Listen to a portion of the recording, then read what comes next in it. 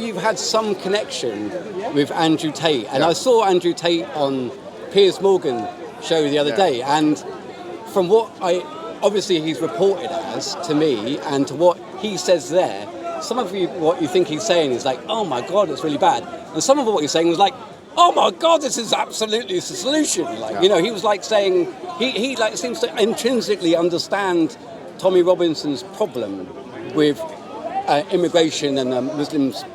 But he happens to have converted to Islam, which I believe you've had some sort of... We've spoken about it, we've helped him with that, What's your story with Andrew Tate? Nothing much. I mean, he converted to Islam. Yeah. And after that, we were in communication. Yeah. You know, we try and guide him a little bit with bits and bobs relating to Islam. But you've met him person to person? Yeah, we've done a podcast together. Yeah, sorry, I missed all that. Yeah, we've done a podcast together and stuff. I mean, obviously with the whole riots thing, we don't agree with him, okay? No, I can tell. I can tell. So that's a point, it's a point of tension. But for us as Muslims, people find this a bit odd from the outside, but if you have a fraternity with Islam, if you have become a Muslim, then you are still given kind of like the family treatment. Yeah. So although he's being lambasted and stuff by the Muslim people community, want him to be a Muslim. Right, so I mean, we would never kind of like try and push someone away from being a Muslim or something like that. Yeah. So for us, it's not like a left issue or right issue, because Islam is not left wing and it's not right wing. Yeah. There are some aspects of leftist ideology which Islam maybe accepts, like the cosmopolitan stuff, you know, the multiracial stuff, all that kind of thing. Yeah, all right. Acceptance and tolerance. Islam does have that. At the same time, there's a lot more, maybe in the right, social conservatism, which Islam maybe would connect with as well. But in terms of people, on some issues, Muslims are more aligned with leftists, because like on the Palestine issue, I think there's a great alliance there. Yeah.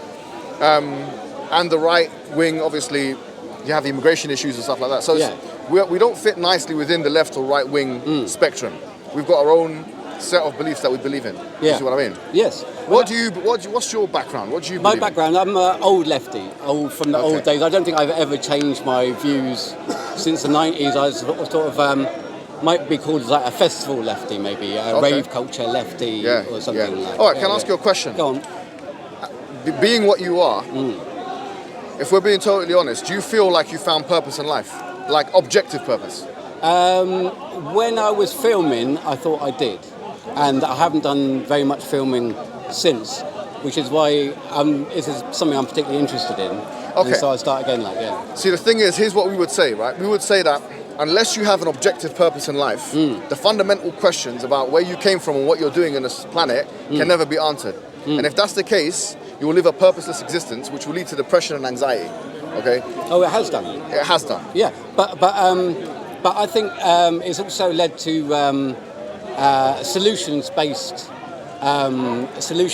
sort of attitude. And when I saw Andrew Tate speaking, and I thought what he was saying about Tommy Robinson, they both come from Luton. And I thought, if the three of you got together, you, Tommy Robinson, I know you tried down in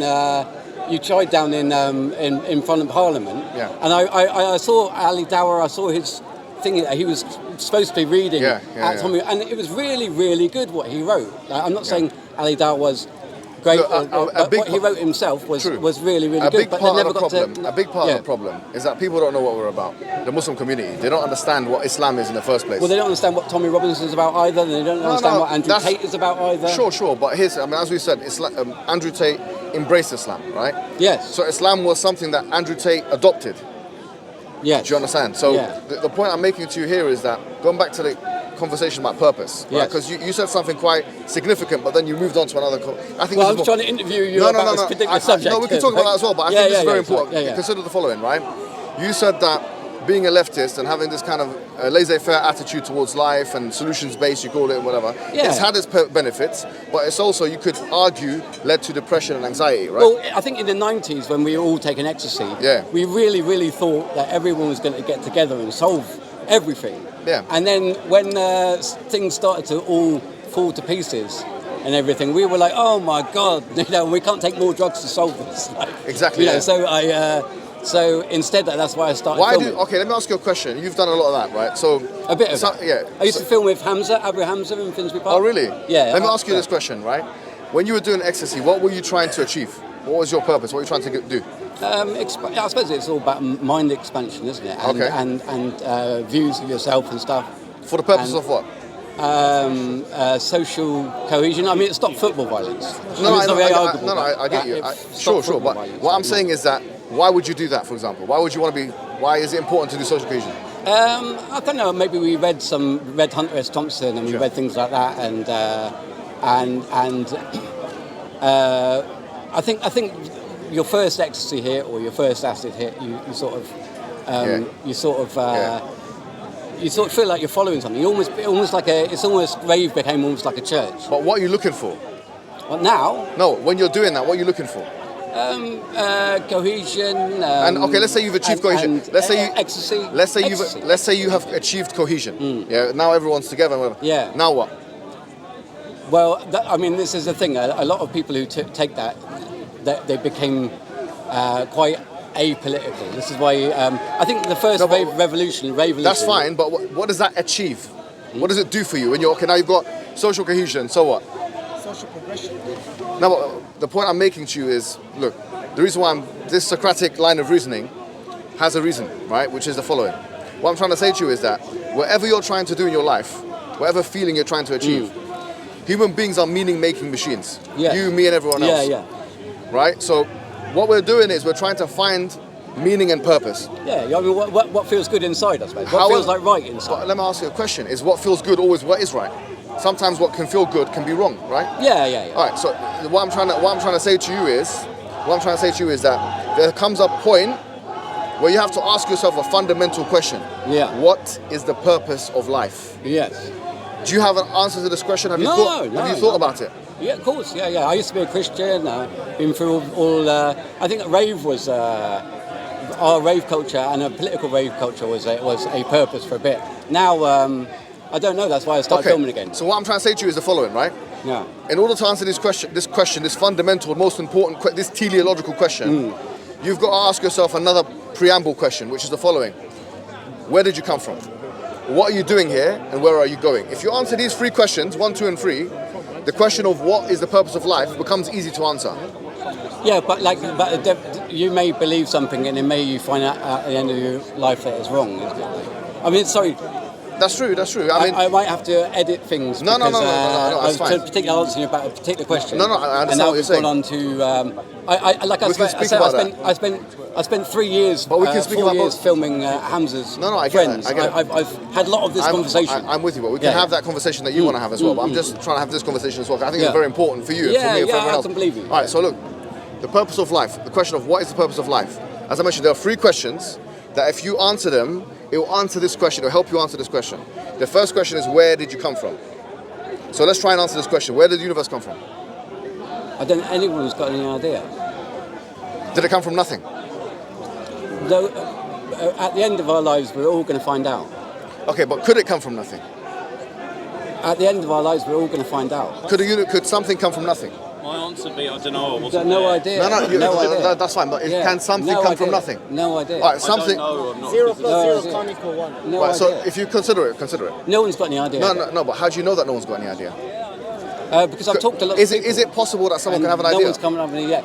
Yeah, all right, it's totally so possible. Yeah, let's entertain. Let's stand in the possibility. Let's entertain the possibility for a second. Yeah. I used to believe that Jesus and Christianity, Jesus died for my sins. Sure. And I totally believe that. But let's what you call a logical disjuncture. Let's look at eliminatively all the possibilities and let's explore them. All right. So let's number 1. The universe could have come from nothing. So what is nothing? It's the absence of something. Yeah. It's the absence of something. It's not a space. It's not an empty space. Nothing is the absence of something. It's 0. Do you think you can prove something over here? I'm not proving. No, but what we're doing is this is like when you take ecstasy. Yeah. When you take ecstasy, you take the pill or whatever. Yeah. You take the pill, and then you just let your mind do the work. Right. So in a similar way, and you have to be open-minded. Yeah.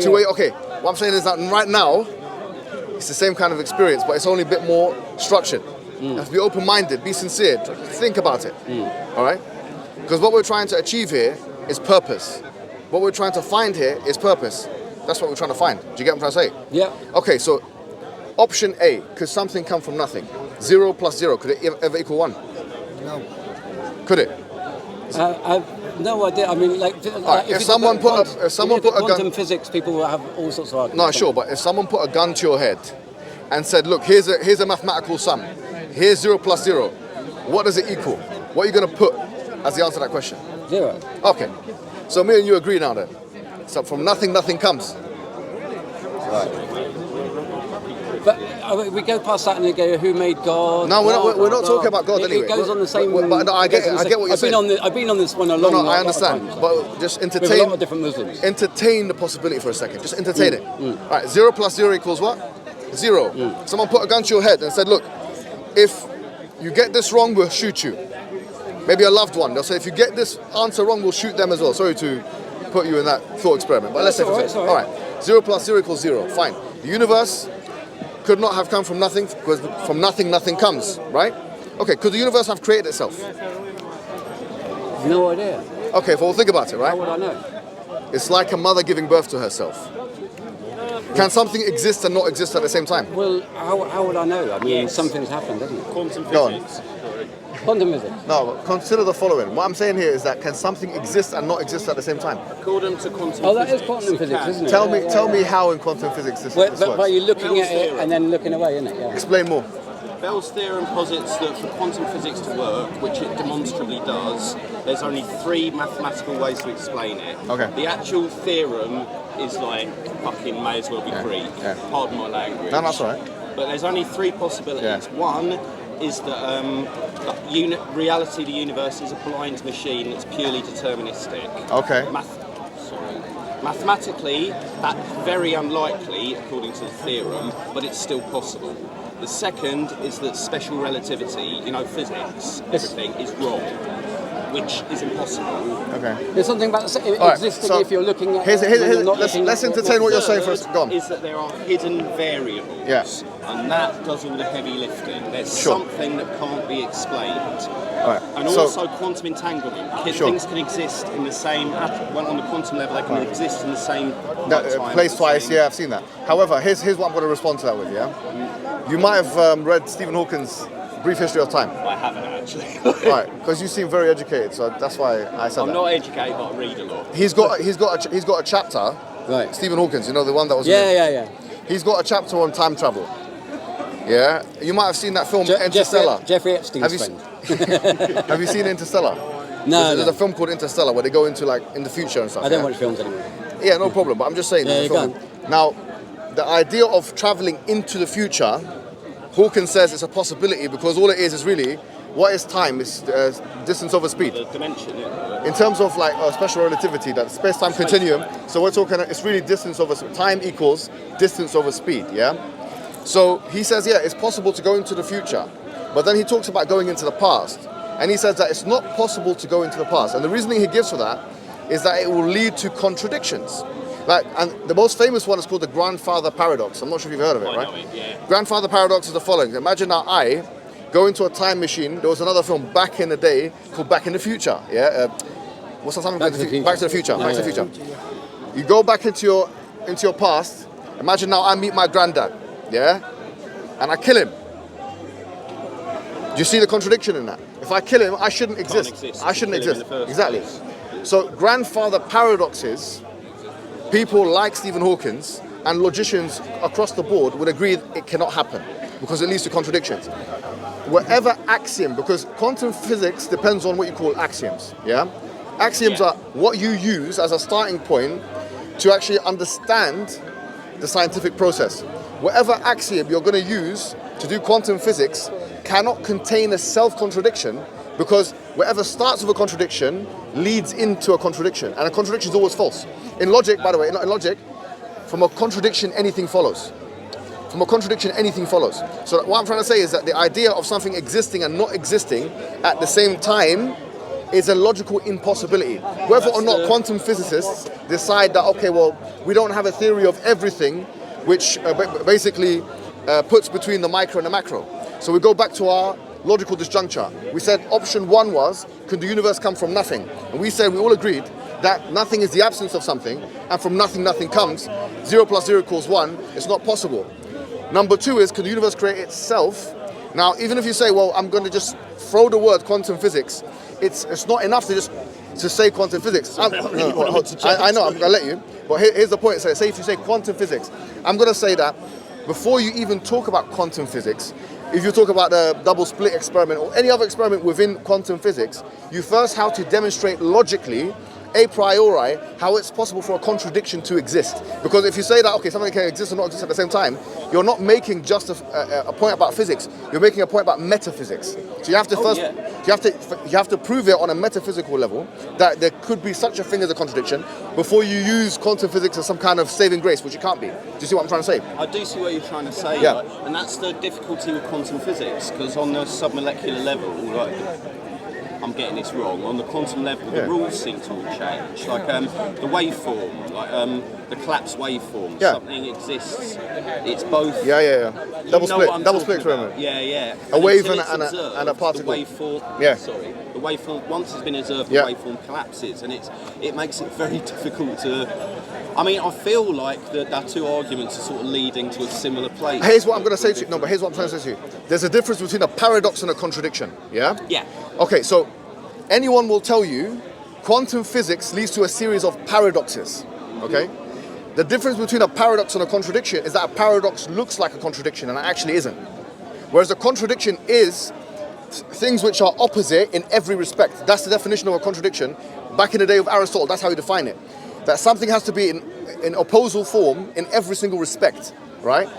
That is a logical impossibility. So even if one says that, okay, well, you got the double split experiment, you can have one particle at two different places at the same time. You can have Harry Potter actually happen in the quantum physics world. Because you know how the guy went through the, what is it, 9 and 3/4. There was Harry Potter. Platform. He went through the platform. Yeah. In the quantum world, you can observe stuff like that. I'm not saying anything. I'm not even denying any of that. But I'm saying that these, from the macro level, they look like contradictions, but they're in fact what? Paradoxes. Physicists are looking for the theory of everything that will combine between what you see on the subatomic level and what you see on the physics level. But because of the volatility of physics, like back in the days when I used to study it, maybe 15, 16 years ago. I can tell you're better read than I am. No, but I'm saying 15, 16 in school, the books have changed. String theory, everything is changing. So what I'm trying to say is, these are theories.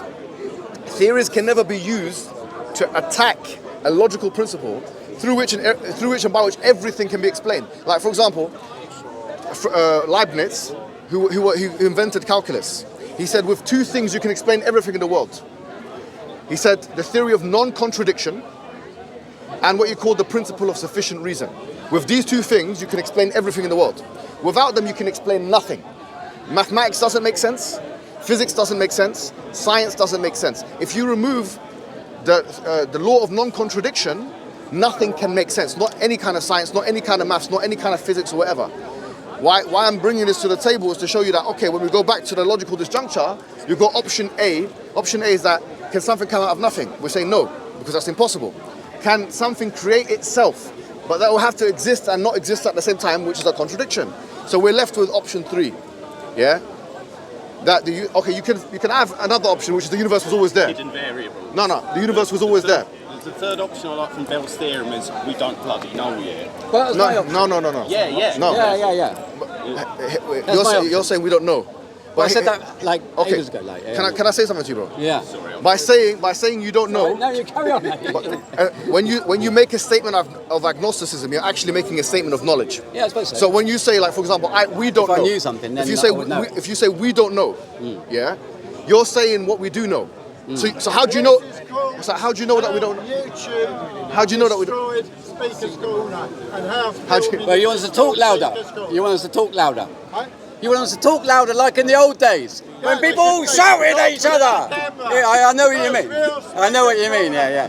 I think you have got a point. Yeah, you have got a point. He's right. He has got a point. He's right. Anyway. Yeah.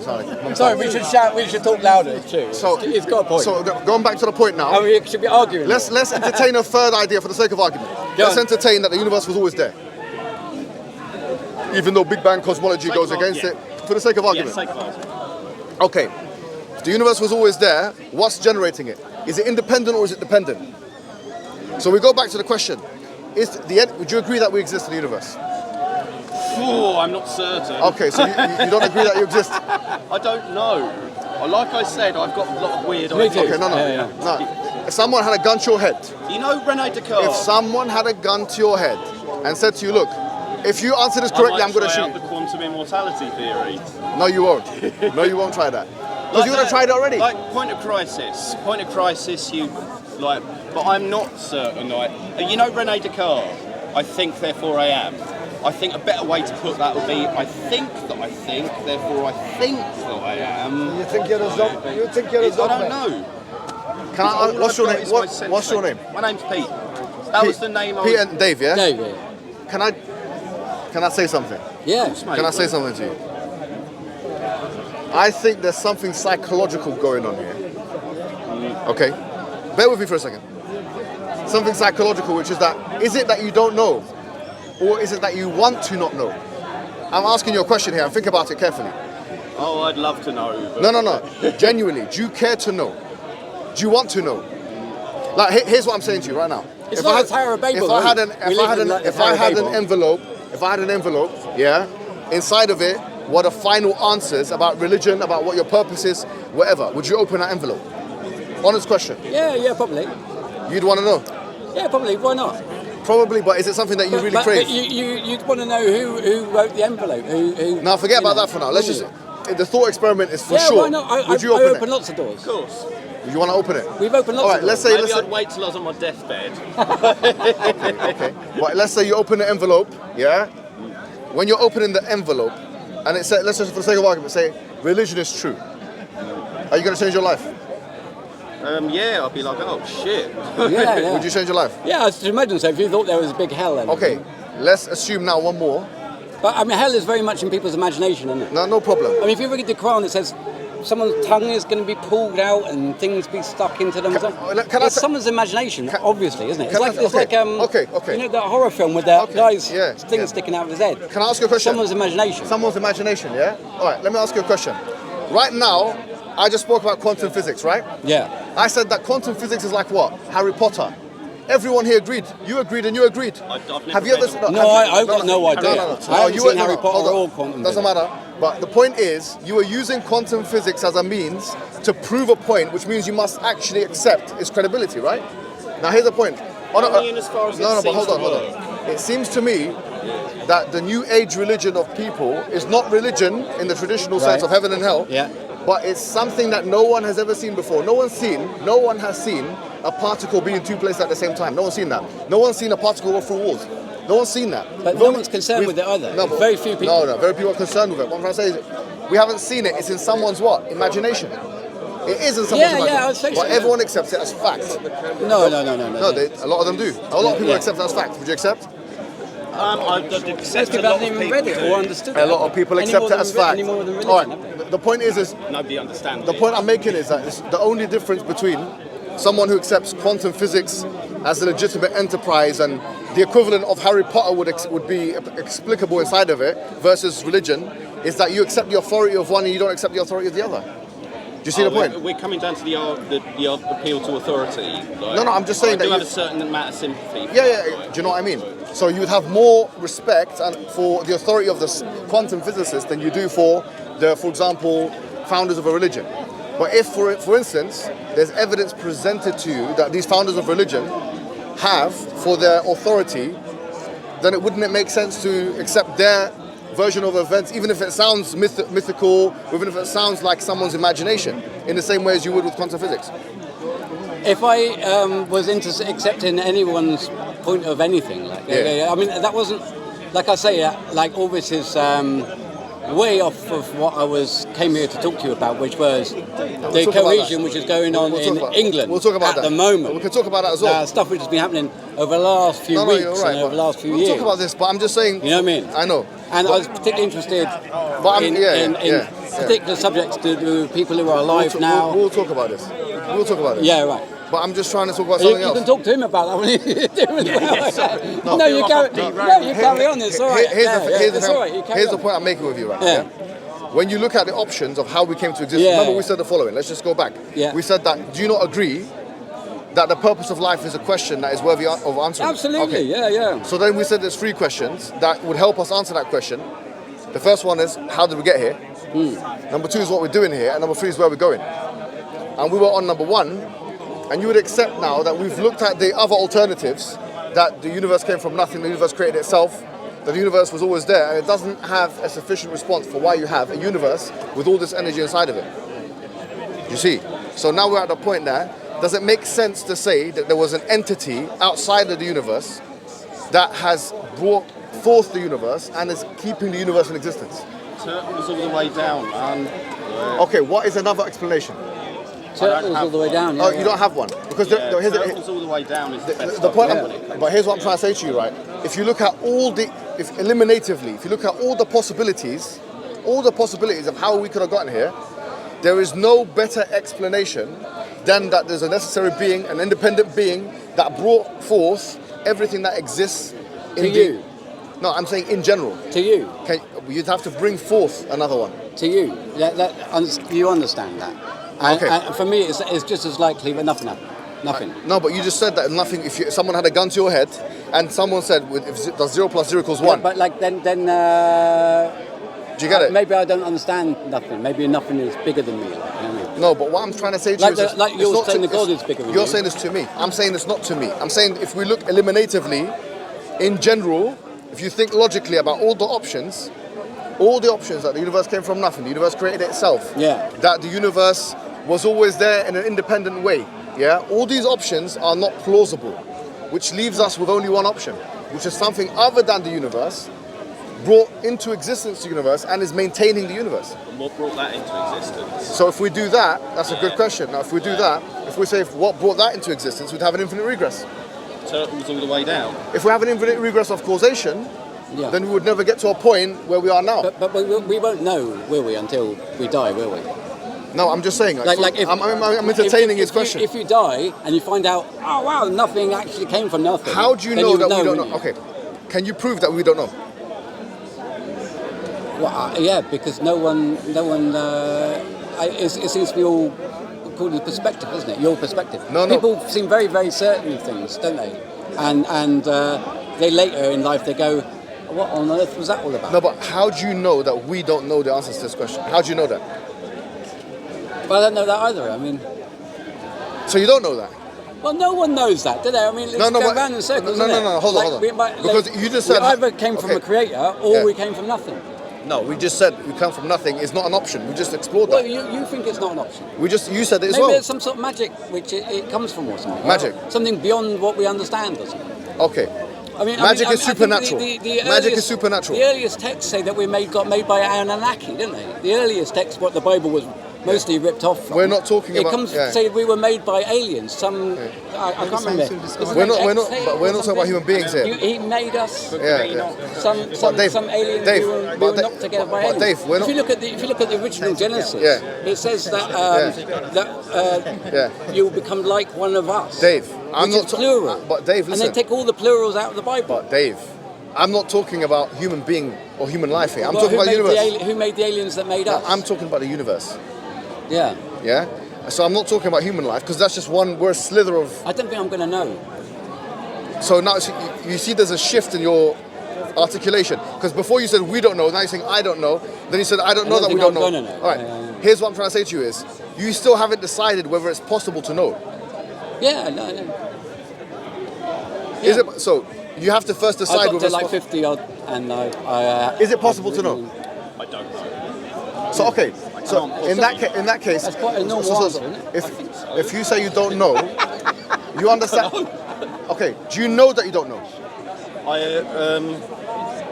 I don't know that I don't know that I don't know. So you can't really make. So you understand that this cop out. I'm a pure agnostic. Hold on. Even agnosticism is a statement of knowledge. If you're saying I don't know, you're still making a statement of knowledge. It's all just thoughts theory. Is it that you don't know or that we don't know? In England, there's a point where it kind of becomes sophistry and it's a limitation. Is it? No, but let me ask you a question. What's sophistry? the art of winning a debate rather than the art of finding But the truth. Pete, You know, I could say, like, Pete, you know, to sum up sophistry, you know the old atheist argument that, like, oh, God's omnipotent, he's all powerful.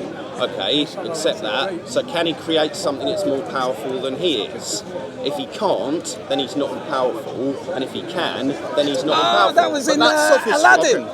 Is it? Yeah, that's in Aladdin. Jeez, I can't believe I'm He makes the genie. Can you make something more powerful than the genie? Yeah.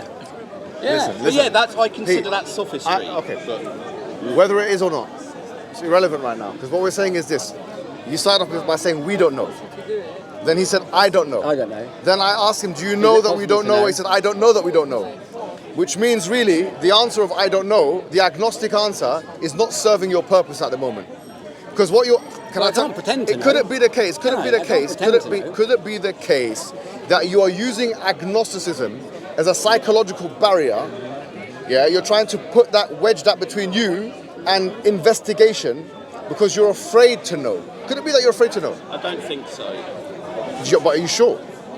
Or do you not know? I'm sure about very little, but I don't think so. Are you afraid to know? Say again? Are you afraid to know? No. You know that?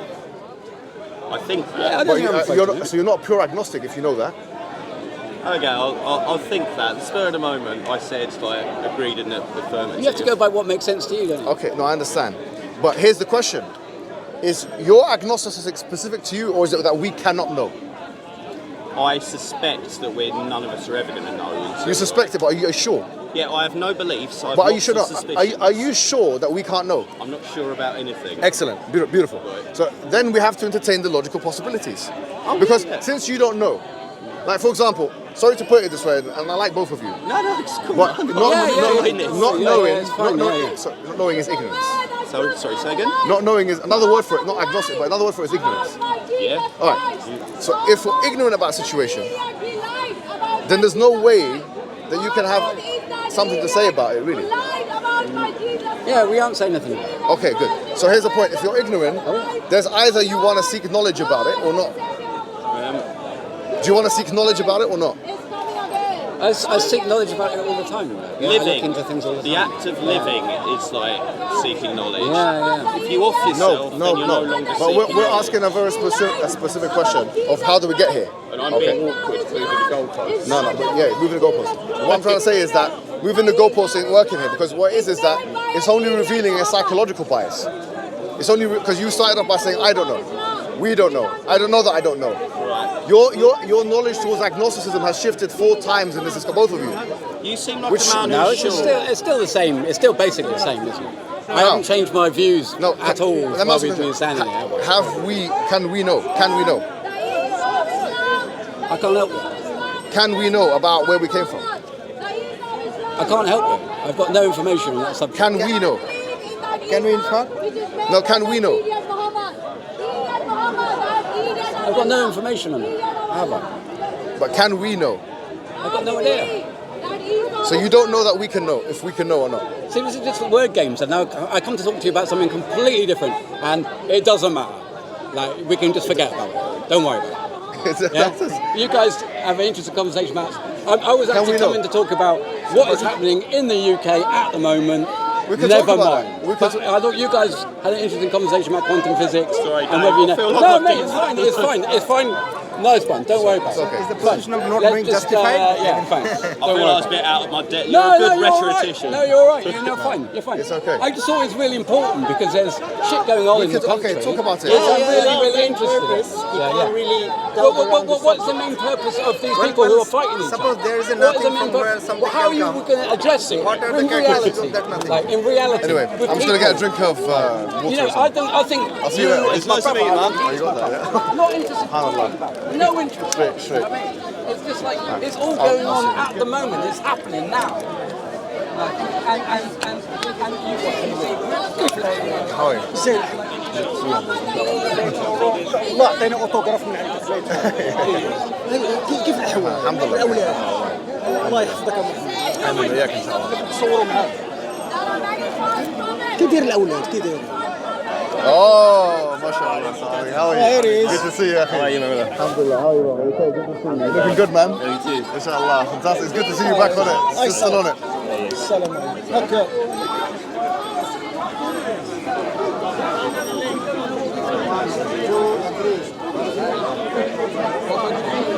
الله يحفظك. شي اوتوغراف ليت ان شاء الله. الاولاد يحبوك والله يرحمهم الله. والله العظيم كيموتوا عليك اولاد. الله يحفظك يا محمد. الله يحفظك. الله